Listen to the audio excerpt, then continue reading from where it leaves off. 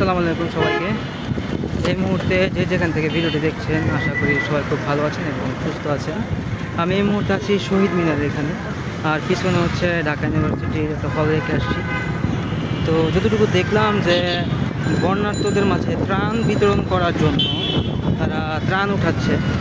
তো এই জিনিসটা দেখে খুব ভালো লাগলো আসলে, যে বন্যার্তদের মাঝে ত্রাণ বিতরণ করার জন্য সবাই ত্রাণ উঠাচ্ছে এবং ছাত্ররা। So which is very good news for us, for all Bangladesh. So এই নিউজটা দিলাম আপনাদেরকে। এই মুহূর্তে পর্যাপ্ত পরিমাণে ত্রাণ সংগ্রহ করা হচ্ছে শুধুমাত্র বন্যার্তদের পাশে দাঁড়ানোর জন্য এবং তাদেরকে সহযোগিতা করার জন্য। তো এই এক নজিরবিহীন দৃষ্টান্ত বাংলাদেশের আমাদের জন্য।